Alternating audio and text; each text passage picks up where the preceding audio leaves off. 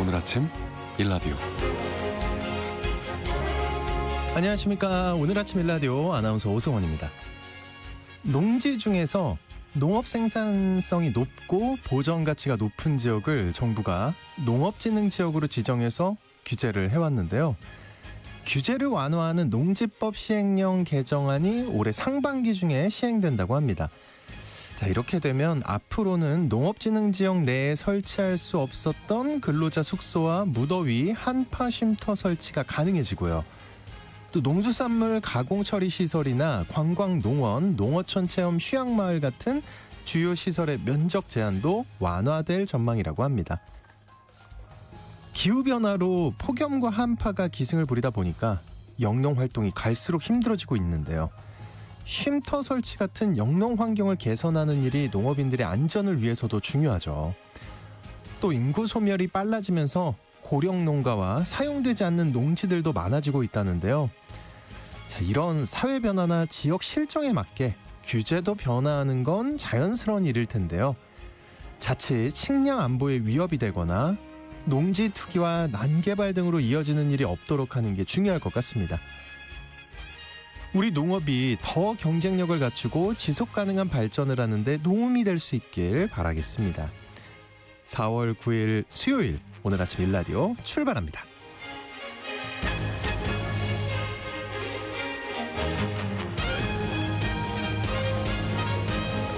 네, 오늘 아침 일라디오 이 시간은 물론 KBS 일라디오의 모든 프로그램은 유튜브 KBS 일라디오 공식 채널이나 모바일 콩 어플리케이션을 통해 실시간으로 함께 하실 수 있습니다. 수요일 시간에는 농수산 뉴스 모아서 전해드리고요. 책과 함께하는 노후 준비 시간에는 인생의 오후를 즐기는 최소한의 지혜라는 제목의 책 함께 읽어보겠습니다. 자, 청취자 여러분들 참여하실 수 있는 오늘 퀴즈 드립니다. 제주도에서는요, 4월이 되면 오름이나 숲에서 길 잃음 사고가 속출한다고 합니다. 이거를 채취하는데 집중하다가 길을 잃었어요. 119에 이런 신고가 많다고 하는데요. 제주에는 4월을 전후로 내리는 비를 이것장마라고 부르기도 하죠. 봄비가 내린 후엔 통통한 이것이 쑥 자란다고 하는데요. 이것은 우리 제사상에 반드시 올라가는 나물이고요. 4월에서 5월이 수확철인 연갈색의 이 나물이에요. 연갈색의 이 나물 무엇일까요? 네, 어렵지 않죠? 그렇죠? 자, 좋습니다. 추첨을 통해 농촌진흥청에서 제공하는 흑삼 세트를 한 분께, 향긋한 커피를 드실 수 있는 모바일 커피 쿠폰을 네 분께 드리겠습니다. 방송에 참여하실 분들은요, 단문 50원, 장문 100원이 드는 유료 문자 샵 9730으로 보내주시기 바랍니다. 유익한 정보와 살아있는 이야기가 있습니다. KBS 오늘 아침 일라디오. 정부가 할당 관세를 적용해 돼지고기를 수입하겠다는 입장이어서 축산 관련 단체가 문제를 제기하고 나섰습니다. 이 소식을 비롯한 농수산 뉴스 살펴봅니다. 농어민신문의 이진우 기자님과 함께합니다. 안녕하십니까? 네, 안녕하십니까? 네, 물가 안정을 위해서 정부가 돼지고기 뒷다리에 할당 관세를 적용해서 들여오겠다, 이러자 관련 업계가 반발하고 나섰다고요. 그렇습니다. 이게 말씀하신 대로 정부 입장은 물가 안정을 위한다, 이런 것인데요. 이와 관련된 국내 생산자 단체에서는 할당 관세로 이제 뭔가 들어오겠다, 이것 자체에 굉장히 민감합니다. 특히 국내 재고가 넉넉한 상황임에도 이런 방식으로 들어오게 되면 네.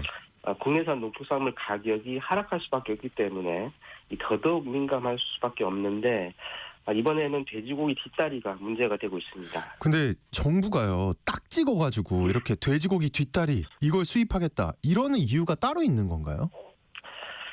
육가공 업계에서 이제 원재료비 상승과 물량 부족을 이유로 이걸 요청했다고 이렇게 알려지고 있는데요. 생산자 단체인 대한함정협회에 따르면 이번에 수입 검토가 되고 있는 물량이 한 10,000톤 정도 된다고 합니다. 근데 이 물량을 얻으려면은 돼지 한 50만 마리 가량이 도축돼야 한다는 건데, 그러니까 다시 말하면은 이게 수입이 되면은 네. 국내산 돼지 50만 마리의 뒷다리는 재고로 남게 되는 그런 상황인 겁니다. 이에 대해서 지금도 국내산 뒷다리 재고는 충분하다는 게 한돈협회의 입장이다 보니까 이제 반발이 클 수밖에 없을 것 같습니다. 국내산 재고가 지금 많이 남아 있다고 하면은 한돈 농가의 그 수치 가격 이거는 보나마나 떨어지게 되겠네요. 그렇습니다. 이 협회에 따르면은 지난 2월 기준으로 국내산 돼지고기 전체 재고량이 42,200여 톤. 이게 전년 동월 대비해 7% 증가했다고 하고요. 네. 그리고 이제 할당 관세로 들어오겠다고 하고 있는 돼지 뒷다리살 재고는 이 같은 기간에 11,400여 톤 정도가 되는데 이게 전년 8월 재고량과 비교를 하면 한 2배 가량 지금 증가한 상황이라고 합니다. 그리고 이 물량이 전년 재고와도 거의 비슷한 수준이라고 하는데 올 들어 1.3월 평균 돼지 가격 킬로그램당 예. 가격이 5,038원 정도 했습니다. 이 협회가 근데 분석하고 있는 생산비가 5,124원 정도 되니까 여기에 지금 못 미쳤던 그런 상황입니다. 거기에다가 가뜩이나 지금 경기 침체에 따른 소비 부진으로 재고량도 늘고 있는 상황이어서 이 생산자 단체가 극구 반대하고 있는 이유 좀 볼 수 있겠습니다. 네, 지금까지 얘기 들어서는 저는 하나도 이해가 안 되거든요. 갑자기 이렇게 재고도 많은데 왜 수입을 하는지. 그렇습니다. 네, 좀 나중에라도 이유를 알게 되면 저희에게 또 다시 얘기를 해주시길 바라겠습니다. 자, 그리고 계란 가공품도 이 할당 관세를 적용해서 수입하려고 하고 있다고요.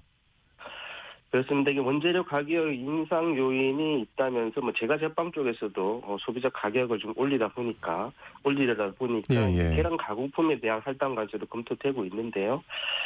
이 같은 정부의 인식에 대해서 농축산업계에서는 이 농축산물 원료에만 가격이 오르는 문제, 그러니까 인상 부담을 전가하고 있다. 사실 이런 입장입니다. 자, 근데 이런 예가 여러 번 있었다면서요. 그렇습니다. 제가 이쪽에 이제 전문 기자로 취재를 하는 입장에서 이렇게 보면은 네. 사실 무한 루프처럼 반복되는 경향이 있는데요. 일례로 소비자들의 관심이 높은 흰우유가 있지 않습니까? 네. 이 흰우유 가격을 좀 들여다보면은 흰우유를 만드는 원육 가격, 그러니까 농가에서 생산된 바로 그 흰우유 말하는 겁니다. 네네. 이 원유 가격 인상폭보다 실제 유업체가 올리는 제품 가격이 더 높은 경향을 나타냈는데 이런 경우도 대부분 원재료 가격, 그러니까 원유 가격이 올라서 소비자에게 판매하는 유제품 가격이 오를 수밖에 없다, 이런 식이었고요. 네. 이게 제가 제빵 같은 경우도 대표적인 제품 중 또 하나이기도 합니다. 정말 서운하네요, 소비자 입장에서.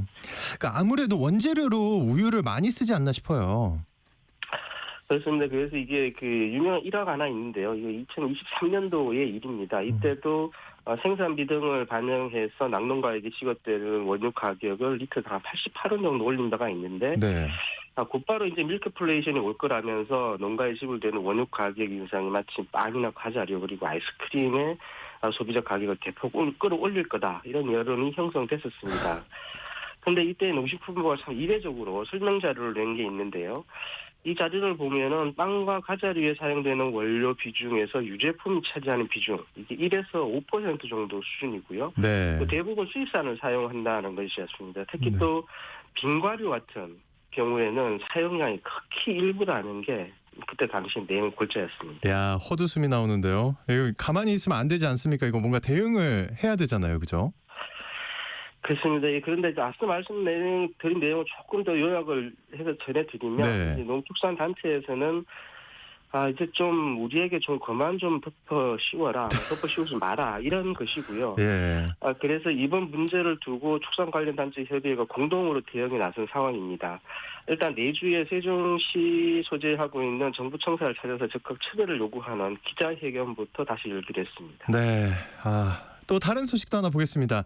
그 정부가 한우 사육 개월령 단축을 위한 여러 시범 사업을 추진 중인 상황이라고 알고 있는데, 이 축산물 공판장에서 가장 높은 가격을 받는 한우 개월령은 여전히 30개월령 이상이라는 분석이 나왔다고요. 그렇습니다. 요즘 1-2플러스에 대해서 이제 1-2플러스 중에서도 이제 마블링 서커까지 보는데, 이게 넘버 9까지 이제 보면서 이게 네. 제일 좋은 한우다, 이렇게 다들 아시고 있으실 것 같은데요. 네.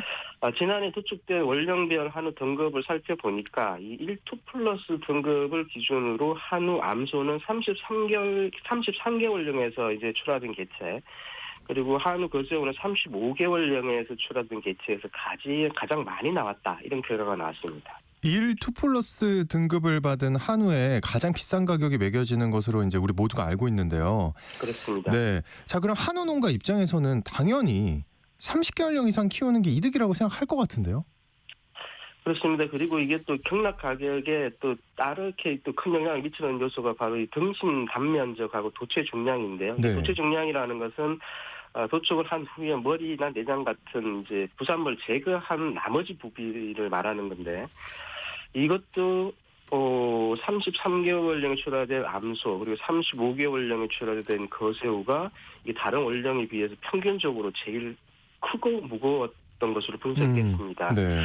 그래서 이제 말씀하신 대로 지금 상황에서는 30개월령 이상 키우는 게 농가 입장에서는 더 높은 수치 가격에 올려준다는 것이다 보니까 이 정부가 추진 중인 한우 단기 비육 사업도 이게 넘어야 할 산이 많다. 이렇게 업계는 보고 있는 상황입니다. 네, 알겠습니다. 동산뉴스 지금까지 농어민신문의 이진우 기자님과 함께했습니다. 오늘 말씀 고맙습니다. 감사합니다.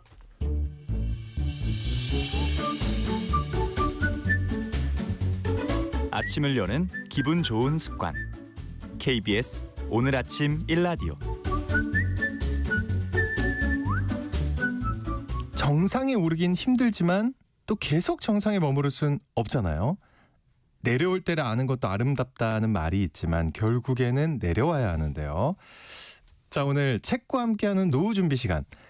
인생의 오후를 즐기는 최소한의 지혜라는 책을 통해서 내리막길에 대한 이야기 나눠보겠습니다. 미래에셋 투자와 연금센터의 김동엽 상무님 나와주셨습니다. 어서 오십시오. 네, 안녕하십니까. 내리막길. 이 노래가 있나요? 내리막길이요? 이게 네. 윤종신 씨 노래 오르막길 정인 씨가 불렀던 노래 있잖아요. 네네. 네, 그 노래가 있었는데 최근에 이제 월간 윤종신 노래를 제가 구독하고 있는데 보니까 4월 달인가 그때 나왔던 노래 주제가 내리막길입니다. 그래요? 신곡이군요. 예, 더 이상 올라갈 데가 없으면 이제 그 다음은 내려와야 되는데 우리가 등산을 할 때도 보면 산을 오르는 게 중요한 게 아니고 내려와서 집까지 잘 와야 되는. 아, 그렇죠. 결국에는 인생도 네. 마찬가지예요. 정상에 오르는 것도 중요하지만 그 정상에서 잘 내려와서 인생을 잘 정리하고 이런 것도 되게 중요한 부분들이라서 네. 그런 거에 대한 생각들을 좀 해보게 하는 책인 것 같습니다. 이야, 뭐 여러 가지가 떠오르는데 일단 정상이 어딘지도 모르겠지만 정상을 가본 적도 없는데 그냥 이제 내려와야 되는 이런 얘기를 해야 된다니. 어쨌든 오늘 들려주실 인생의 오후를 즐기는 최소한의 지혜. 뭔지 한번 배워보고 싶습니다. 최소한의 지혜가 뭔지. 어떤 책입니까 이거? 이 책 도입부는 이제 네. 저자가 밤 비행기를 타고 가다가 만났던 한 남자에 대한 이야기로 좀 시작을 비행기. 하는데 외국 책들은 이런 좀 개인적인 에피소드 가지고 시작하는 게 되게 많잖아요. 그래 너무 좋아요. 그게. 예. 근데 그때 어떤 내용이냐면 이제 비행기가 이제 LA에서 워싱턴 DC로 날아가고 있는 비행기인데 네. 뒷자리에 있는 한 남자분이 부인하고 이야기하는 거를 그냥 본의 아니게 듣게 되는 거예요. 뒤에 있으면 듣게 되잖아요. 네, 처음에는 네, 이제 네. 의도를 하진 않았지만 또 이야기 보면 쑥 빨려 들어가지고 이제 듣게 됐던 이야기를 하는데 뒤에 어떤 남자가 처음에는 좀 뭔 말인지 알 수 없는 이야기를 막 떠들고 있으니까 네. 옆에 있던 아내가 제발 그런 소리 좀 그만해라. 차라리 죽겠다는 말 이런 말 좀 그만하라는 이야기를 계속 하는 거예요. 그리고 또 이어서 하는 말이 뭐냐면 더 이상 당신을 원하는 곳이 없다는 게 이게 뭐 터무니없는 생각 아니냐. 이런 식으로 하는 말들을 쭉 듣고 있다니까 뭐 직업 관련된 얘기인가? 이게 무슨 이야기인가 듣고 있다고 처음으로는 이제 인간으로서의 관심도 이렇게 싹 가다가 오. 이분 직업이 또 사회과학자니까 사회과학자로서 또 관심도 있어서 그 이야기를 귀 기울여 막 듣는 거예요. 그래서 뒷좌석에 앉아 있는 사람 도대체 어떤 사람일까? 상상이 가잖아요. 그래서 그 정도 이야기를 들었으면 꿈을 이루지 못해서 좌절했던 분인가? 그렇죠. 그렇게 생각할 수 있죠. 아니면 원치 않은 일을 마지못해서 하고 있는 사람인가? 뭐 학교 교육을 제대로 받지 못했거나 아니면 원하는 사업을 해보지 못한 사람일 수도 있겠다. 일단 화장실 가는 척하고 살짝 봐야 되는데 얼굴. 이게 또 진짜 쉽지 않을 것 같아요. 돌려보는 게. 예. 그래서 어쩔 수 없이 또 은퇴를 해야만 하는 상황에 놓여 있는 그런 사람일까 이런 생각들을 막 하고 있었던 거예요.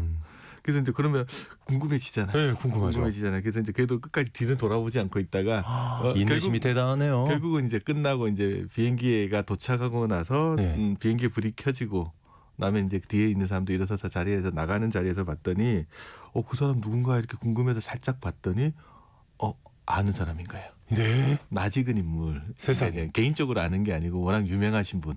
진짜요? 네, 워낙 유명하신 분. 유명한 사람이 근데 막 나를 원하는 데가 어디 있어 막 이런 얘기를 네. 했다는 거예요. 80대 중반 정도 되신 분인데 이분이 이제 수십 년 전에 어떤 용기나 어떤 영웅적인 행동을 통해 가지고 사람들의 존경심을 되게 많이 받는 오. 분이었던 거예요. 그래서 네. 그분이 이제 딱 보니까 내가 아는 사람이고 그 자기도 저자도 존경하는 분이니까 관심이 되게 갈 거잖아요. 그렇죠. 일어서서 쓱 나가는데 사람들도 다 알아보니까 박수도 치고 그 정도로 인사도 유명한 하고, 사람. 인사도 하고 막 그러는 게 그랬더니 이분이 처음에 뒷자리에 앉아 있을 때 태도랑 완전 다르게 의기양양한 표정을 지으면서 인사를 또 다 받아주는 거예요.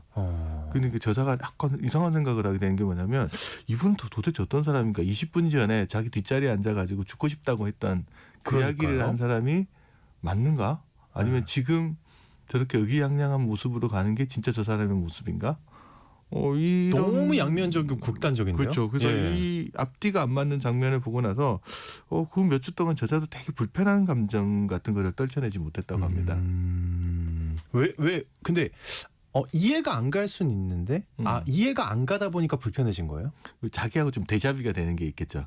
자기 삶하고도. 아. 그래서 이분이 그때가 예. 이제 2012년 여름이었고 네. 저자가 이제 48살 생일쯤 됐는데 그래서 저자는 이제 비행기에서 만난 그 사람이 세계적으로 그 사람처럼 이제 세계적으로 유명한 인사는 아니었지만 직업적으로는 꽤 잘 나가는 사람인 거예요. 그래서 예. 워싱턴 DC에 있는 한 싱크탱크 대표로 있었는데 뭐 책도 몇 권 썼는데 그것도 다 베스트셀러가 되기도 했고 뉴욕타임즈에 칼럼을 기고하고 있기도 하고 그 자기가 강연한다 그러면 많은 사람들이 찾아와서 듣고 있으니까 자기도 직업적으로 꽤 성공한 사람이에요. 아주 성공한 거죠. 그 정도면. 예. 그 무렵에 이제 저자가 8년 전에 자기가 40 정도 됐을 때 생일날 적어놨던 자기 목표 리스트, 혹시 버킷리스트 같은 거 비슷하게 자기는 이거 하겠다.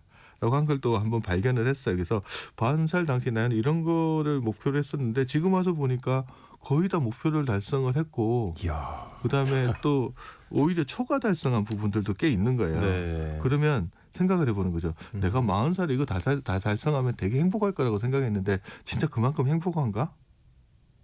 아닐 것 같- 그 정도는 네. 아닌 거예요. 기대했던 만큼은. 그렇죠. 설사 만족을 하고 있다고 하더라도 이걸 또 계속 유지할 수 있을까? 이런 생각을 할 수밖에 없잖아요. 그때 당시에 이제 48 당시에 저자는 주 7일 하루 12시간씩 일하고 있었어요. 자기의 현재 삶을 유지하기 가정도 위해서. 있고요. 네. 근데 생각해 보니까 이게 계속 유지할 수 있을까? 가능한가? 그렇죠. 예. 몸은 점점 힘들어지고. 그렇죠. 어느 순간이 예. 되면은 이제 더 이상 이렇게 하는 게 힘들어지고 또 멈출 수밖에 없는 시절이 올 거 아니에요. 그런 세태를 경험하게 될 거라고 생각을 하고 자기 생각에는 이미 그 세태가 좀 시작되고 있지 않은가? 이런 생각들을 해보는 거죠. 그래서 그렇다면 어떻게 살아야 되냐? 만약에 비행기에서 만난 남자처럼 뒷자리에 앉아가지고 아내한테 차라리 죽는 게 낫다고 이런 말을 하고 살아야 되냐? 이런 거죠. 그 사람이 살다 보면 이제 성공을 뒤쫓는 사람들 보면 다람쥐 쳇바퀴처럼 계속 반복된 삶들 살아가는데 여기서 좀 벗어나서 직업적 쇠퇴기를 이제 좀 겸허한 마음으로 받아들일 수는 없을까? 아니면 이 직업적 쇠퇴기를 좀 다른 기회로 좀 전환할 수는 없을까? 이게 이제 의문점으로 남게 되고 사회과학자니까 이걸 주제로 한번 연구를 해보면 어떨까 하고 해서 했던 연구 결과를 담은 책이 이 책이라고 보시면 될 것 같습니다. 이렇게 들으니까 이제 고개가 끄덕여집니다. 그러니까 어떤 상황이든 어떤 포지션에 있든 그런 거랑 상관없이 이제 내 나름의 인생을 살다가 네네. 분명히 누구든 다 이제 힘든 시기가 있고, 그렇죠. 예, 조직에서 이제 인정받지 못하거나 약간 내가 밀리고 있구나, 약간 이걸 느낄 때. 예. 이제 그때 보면 좋을 책인 것 같은 느낌이 그렇죠. 이제 드는데 정상이라는 게 높이 올라간 사람일수록 많이 내려와야 되거든요. 그렇겠죠. 아유, 말이 안 나오는 게 이제 해본 적이 없어서 지금 아직 올라가는 중이시라서 과연 이게 올라가는 걸까 아니면 옆을 뱅뱅 돌고 있는 걸까 하는 생각도 드는데, 근데 말씀하신 대로 진짜 대단히 성공한 사람일수록 예. 내려오는 게 쉽지 않을 것 같아요. 예, 추측이 됩니다. 그거는. 그런데 저자의 말로는 최고가 한번 돼본 사람들은 필연적으로 쇠퇴기가 찾아올 거라는 걸 알고는 있어요. 하지만 그 쇠퇴기를 어떻게 맞이할까 되게 두려운 거죠. 그 외면하게 되고 없는 것처럼 생각하게 되고 지금 현재 더 집착하게 되고. 그래도 계속 그 얘기하잖아요. 예. 아직 나는 올라가지 않았다. 마음가짐은 그렇게 먹잖아요. 예. 그리고 이제 그들이 이제 성공을 이뤘는데 그 성공이 오히려 자기한테 짐처럼 다가올 때가 되게 있거든요. 이걸 이제 저자는 뭐라고 부르냐 그러면 이렇게 괴로워진 거, 성공한 사람이 괴로워지는 거를 노력하는 자의 저주라고 부릅니다. 노력하는 자의 저주. 그렇게 성공한 사람만을 갖는데 그래서 이 부분에 대한 연구를 계속한 결과 이제 9년에 걸친 연구 결과 이 노력하는 자의 저주에서 벗어나는 방법. 을 좀 찾아내게끔 되는데 그래요? 그 내용이 이제 오늘 계속 이야기를 할 겁니다. 그래서 이렇게 에이징 커브 같은 거 올라갔다가 내려오는 사람들이 어떤 경험을 하고 그 쇠퇴기에서 오는 그 저주에서 어떻게 벗어날 거냐. 그 이야기들이 이 책에 많이 담겨 있습니다. 야, 근데 에이징 커브 이거는 야구에서 투수들한테 타자들한테 되게 그렇죠.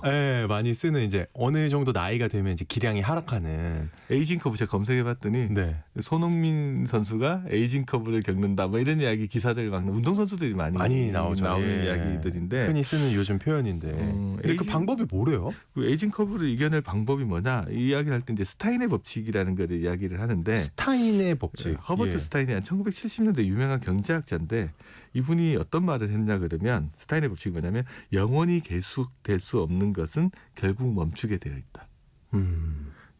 당연한 말이잖아요. 당연하죠. 예. 당연한 말인데 근데 사람들은 자신의 삶과 관련해서는 이 자명한 사실들을 무시한다는 거예요. 언젠가 나도 멈추게 돼 있는데 그걸 나는 안 그럴 거라고 생각을 한다는 거죠. 그 결과 이제 점점 뒤처지면 되게 되면 자기 자신이나 신을 원망하는 거예요. 그렇게 가는 거죠. 네. 하지만 좀 또 다른 길도 좀 존재하는데 이게 능력의 쇠퇴를 이제 부정할 것만 아니고 그 변화 자체를 다른 힘의 근원으로 좀 바꿔볼 수 있는 방법이 있지 않을까? 뭐 쇠퇴를 피하려고 노력하는 게 아니고 완전히 다른 종류의 성공 같은 것들로 향해 나가간다면 또 그걸 좀 초월할 수 있지 않을까라고 하는 이야기가 이제 저자가 계속하는 말입니다. 다른 차원으로 바꿔라. 한마디로. 7529님이 모두들 자신의 정상을 잘 오르고 잘 내려와야 하지 않을까 합니다. 이야, 아까 제가 이 얘기를 하고 싶었던 건데 좀 능력이 딸려가지고 제가 못해고. 그치, 내 마음을 누가 대신 표현해 주니까 되게 고마우신 거죠. 7529님 감사합니다. 어디 계신가요? 예, 작은 산의 정상이라고 막 내려오면 다칩니다. 명언이십니다. 7529님. 예. 근데 어쨌든 열심히 일해서 얻은 거잖아요. 그렇죠. 뭐든 간에. 예. 근데 그거를 그러니까 그게 다 이제 내 거고 나의 성취인데 이거를 내려놓는다는 게 말처럼은 쉽지 않잖아요. 옆에서 보면 다들 힘들어하고요. 그렇죠. 이제 말은 이렇게 할 수 있어도 또 나는 아닐 거라는 자기 예외의 맞습니다. 법칙을 좀 적용하시는 분들도 꽤 많으신 것 같은데 네네. 저자는 이제 새로운 길을 향해 나간다는 게 그렇게 말처럼 쉽지 않다라는 거를 누구를 통해서 설명하냐 그러면 찰스 다윈 아시죠? 다윈. 네, 진화론으로 네. 유명한 찰스 다윈을 예로 들어서 설명을 하는데 다윈이 이제 1859년에 50세가 될 무렵에 쓴 책이 우리가 그 알지만 읽지 않았던 그 종의 기원이라는 정확하십니다. 고전의 읽어본 적이 없죠. 고전의 정의가 뭐냐면 누구나 들어본 적은 있지만 읽어보지 않은 책. 엄두도 안 나요. 일단 하여튼 뭐 읽어봤든 안 읽어봤든 진화론이라는 이야기를 딱 하면 찰스 다윈을 떠올리고 그렇죠. 뭐 살아간 사람들이 대부분의 사람들이 찰스 다윈을 모르는 사람들은 없을 겁니다. 이분이 뭐 과학의 역사를 바꾸는 동시에 이름만 대면 다 아시는 유명한 과학자인데 이 찰스 다윈이 종의 기원을 쓰고 난 다음에 그 다음에 어떤 활동을 했는지 기억나는 거 있으세요? 전혀 없습니다. 그렇죠. 본인도 똑같은 걸 느끼는 거예요. 인생의 정점을 찍고 나서 그 이후에도 연구 활동을 안 한 게 아니고 계속하고 저작 활동도 하고 책도 내놓고 계속 했는데 뭔가 했는데 근데 종의 기원만큼의 성공을 거두지는 못한 거죠. 그리고 그래서 이제 다윈은 이제 자신의 연구 성과가 뭔가 또 부족하고 독창적이지 못하다는 생각들을 계속하게 되면서 이 좌절감, 우울감에 빠져들기. 그렇게 대단한 일을 시작을 해놓고도 예. 그리고 한 번은 친구한테 어떤 이야기를 하냐면 나는 이 나이에 수년간 이어질 연구를 시작할 만한 용기도 힘도 가지고 있지 못하다네. 연구는 내가 좋아하는 유일한 일인데도 말이지. 행복하고 만족할 만큼 모든 것을 가졌지만 내 삶은 아주 고달프다네. 이렇게 친구한테 이런 이야기를 합니다. 친구가 화 안 냈대요? 그럴 수 있죠. 굉장히 화냈을 것 같아요. 자기보다 잘난 사람이 이런 이야기 넋두리를 하면 전 세계적으로 엄청 유명하고 돈도 엄청 많을 거고 그죠? 예, 그쵸. 그런 사람이 나한테 와서 너 내가 얼마나 고달픈지 아냐?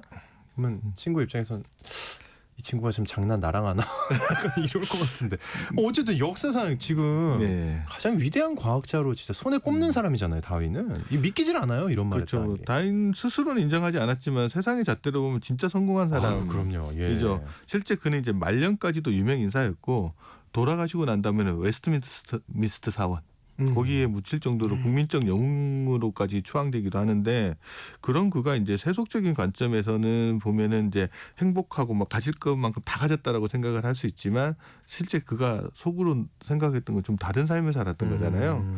뭐 그에게는 이제 과거의 성공이 좀 위안이 될 수는 있겠지만 앞으로 나아갈 힘은 없었던 거라고 생각을 하시면 됩니다. 그러면 네네. 그 후반에 가서 이제 세태기에 불행한테 이제 인생의 주도권을 넘겨줘버린 대표적인 케이스가 되는 거죠. 예, 불행에게 내 인생의 주도권 그렇죠. 넘겼다. 전해지는 바에 따르면 74세 나이로 생을 마감할 때 그는 그 이제 우울감 같은 게 나아지지 않았고 다행히 경험한 세태와 불행이 그가 이룩한 성과만큼이랑 흔치 않은 일이라고 이렇게 우리는 말할 수 있겠지만 실질적으로 그렇지는 않아요. 현실에서 그런 일은 되게 다행과 같은 일들은 상당히 많이 일어나고 있다. 특히 성공한 사람들한테 많이 일어나고 있습니다. 그래서 다인이 경험한 세태기는 지극히 정상적인 거고 네. 그럴 만한 시기에 발생을 했다.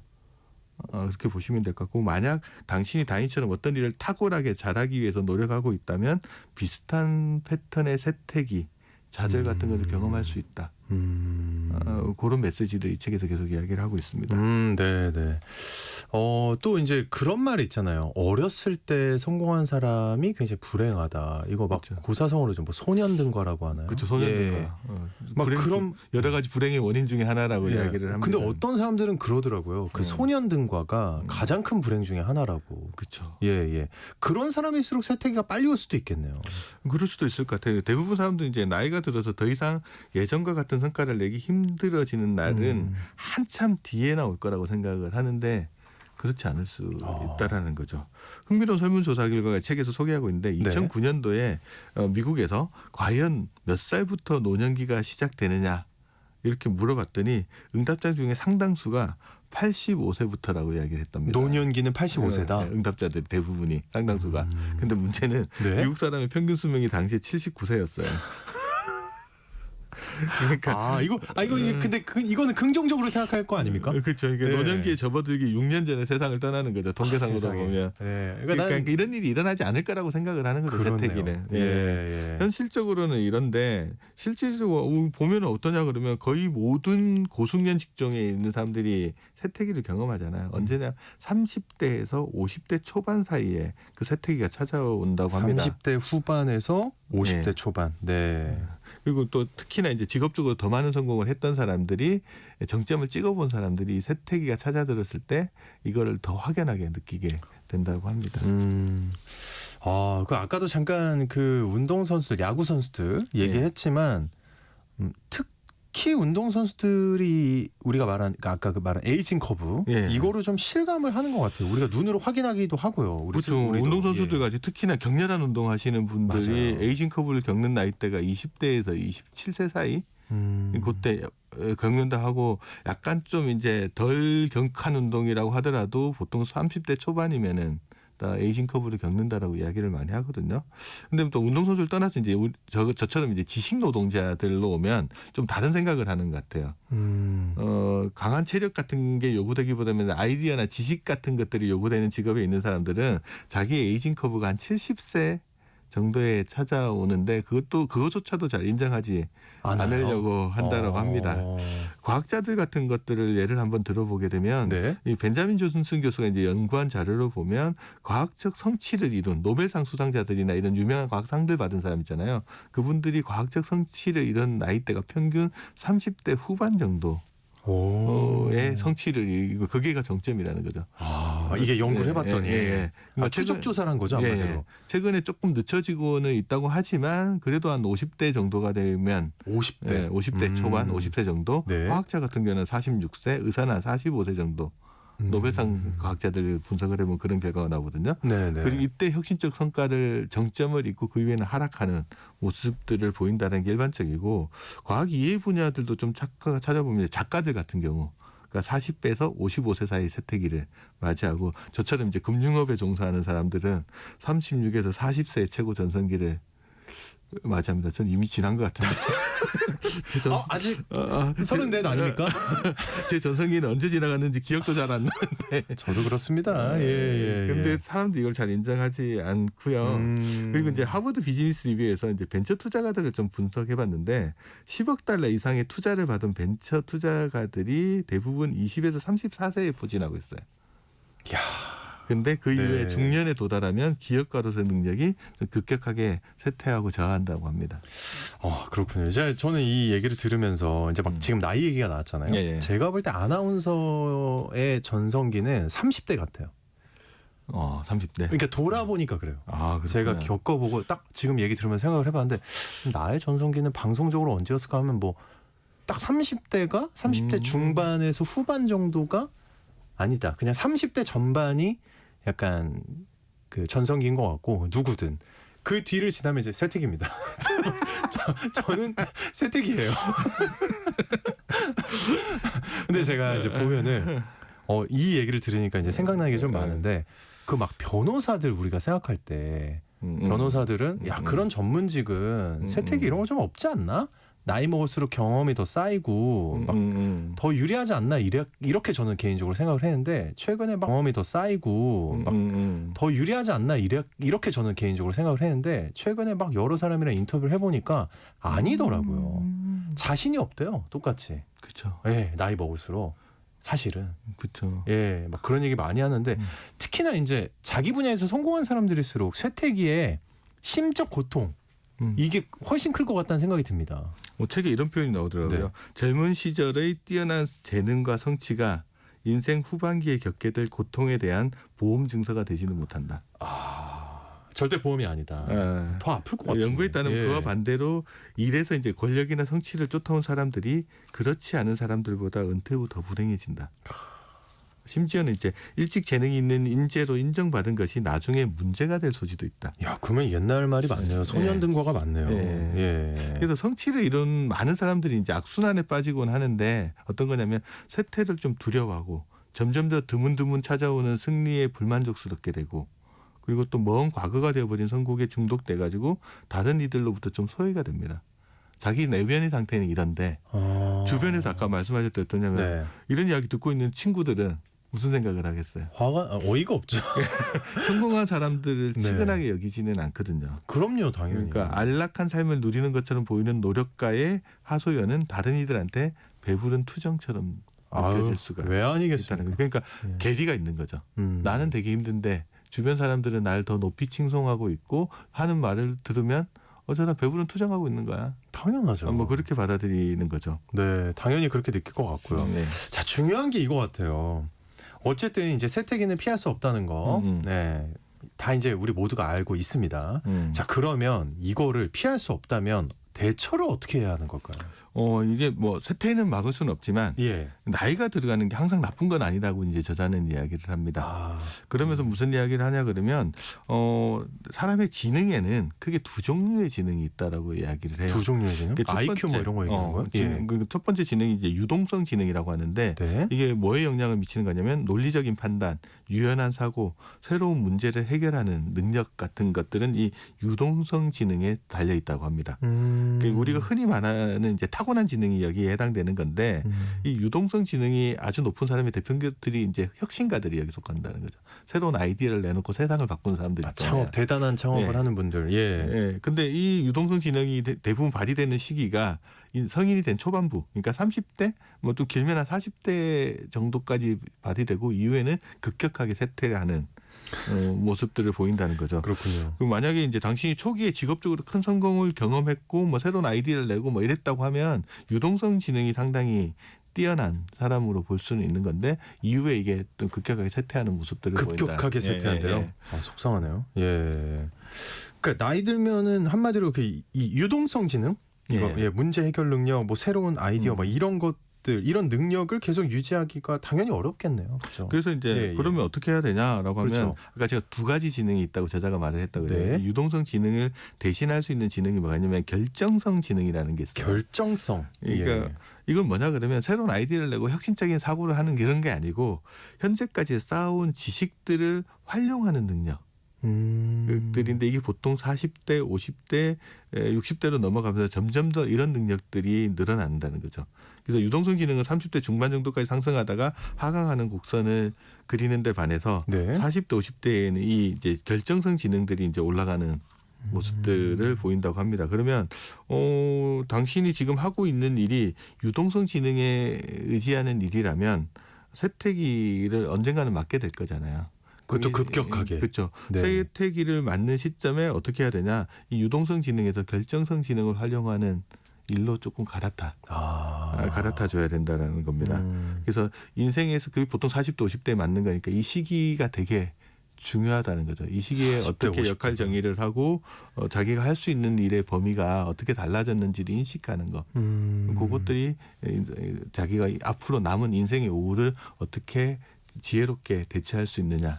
그거랑 연관되어 있다고 이야기를 합니다. 갑자기 저희 코너죠 장수 직업의 최 대표님이 떠오르는데 예. 그러니까 한마디로 맞서지 말라는 뜻처럼 느껴져요. 저는 듣기에 그러니까 어떤 것들이 올 텐데 분명히 예. 세태의 시간이 이걸 맞서지 말고 약간 방향을 바꿔라. 그렇죠. 예. 약간 그러니까 맞아 유동성 지능이 쇠퇴한다는 걸 느낀다고 해서 이제 아이고 나 한물 갔어. 나 끝났어. 이게 이렇게 아니고. 생각하지 말고 아나운서 전성기 지났다 이렇게 생각하지 마시고. 하지만 다시 한번 말씀드리면 그건 확실합니다. 예. 유동성 지능 곡선에서 벗어나서 이제 결정성 지능 곡선을 갈아타는 때가 됐다. 그걸 어떻게 내가 할 거냐. 그러니까 시간의 흐름에 맞서서 싸울 게 아니고 곡선을 갈아타라는 거죠. 그래서 이제 곡선의 흐름을 사람들은 자꾸 바꾸려고 하는데 유동성 지능 곡선을 계속 유지하고 이걸 계속 타고 가려고 하는데 그러지 말고 시간이 흐르면 나의 역할 정의를 좀 바꿔가지고 그 곡선을 갈아타면서 거기서 또 새로운 성과를 낼 수 있다라는 건데 사람들이 이렇게 곡선 갈아타기를 잘 못하는 이유 중에 하나가 첫 번째 유동성 지능이라는 게 끝이 있다는 걸 잘 모르는 거예요. 두 번째 유동성 지능을 대체할 결정성 지능이라는 게 있다는 사실을 모르고 있기 때문에 한마디로 몰라서 다 모르는 거네요. 예. 대표적인 사람이 찰스 다윈 같은 경우가 후자에 이제 결정성 지능 같은 것들이 있다는 사실을 알았으면 조금 더 전환해서 나은 삶을 살 수 있지 않았을까 이야기를 합니다. 그 천재인 다윈도 몰랐던 네네. 거잖아요. 그렇죠. 네. 예. 상무님은 이 책을 어떻게 보셨는지 굉장히 개인적으로 굉장히 궁금합니다. 네, 어떤 걸 느끼셨는지. 퇴직을 앞둔 50대 직장인들 분들 이런 이야기 회사에서도 많이 하거든요. 네. 세태기에 접어들었다고 생각하는데 조금 다른 관점에서 좀 볼 수 있을 것 같고요. 특히 자기 분야에서 크게 성공한 사진분들, 기업으로 보면 임원 같은 분들 같은 경우에는 이 책을 한번 읽어보시면서 나의 인생의 오후의 방향을 한번 설정해 보는 데는 상당히 도움이 돼요. 이건 무조건 읽어봐야 될 것 거죠. 같은데. 그래서 예. 이제 더 열심히가 아닌 더 지혜롭게 일하는 방법에 대해서 한번 생각해 보는 계기가 될 수 있는 책 같습니다. 그래서 한번 읽어보시면 네. 도움이 되게 많이 됐고 내가 많이 성공했다는 사람일수록 꼭 한번 읽어보시라. 그렇게 생각을 한번 전해드리고 아까 싶습니다. 우리 그 얘기해 주신 작은 산도 내려오는 것도 중요하다. 네. 그렇죠. 실제 네. 등산을 해보면 에베레스트 산의 정상을 올라갈 때 사망하는 사고보다 내려올 때 사망하는 사고가 많다고 합니다. 네, 알겠습니다. 내리막이 아니라 다양한 오르막들을 이제는 즐기고 살아야 할 것 같습니다. 그죠? 네. 순간순간을. 자, 오늘 책과 함께하는 노후 준비 시간에는 인생의 오후를 즐기는 최소한의 지혜라는 책 함께 읽어봤습니다. 지금까지 미래에셋 투자와 연금센터 김동엽 상무님과 함께했습니다. 오늘 말씀 고맙습니다. 네, 감사합니다. 네, 오늘 퀴즈의 정답은 고사리였습니다. 네, 5593님, 0099님 다 정답 보내주셨고요. 1070님. 저희 어머니가 산에 자주 가시는데 고사리 모양이 아기 손 같다며 반가워하고 인사하신다고요. 너무 낭만이 넘치시는 어머니가 아닌가. 네, 1167님 지금 딸 집 가다가 처음 듣게 되셨다고. 아유 그래요. 반갑습니다. 어서 오십시오. 좋은 상식 듣게 되고 유익한 프로그램 같아서 출근 때마다 청취하려고 하신다고. 감사합니다. 예, 애청자 들으고 신고식 문자 보낸다고 해주셨는데 저희가 너무 감사드리고 갑자기 좀 부담이 되네요. 더욱 열심히 해보겠습니다. 중복 당첨 여부 확인 후에 홈페이지에 당첨자 올려놓도록 하겠습니다. 전 내일 다시 인사드릴게요. 여러분 모두 좋은 하루 보내세요.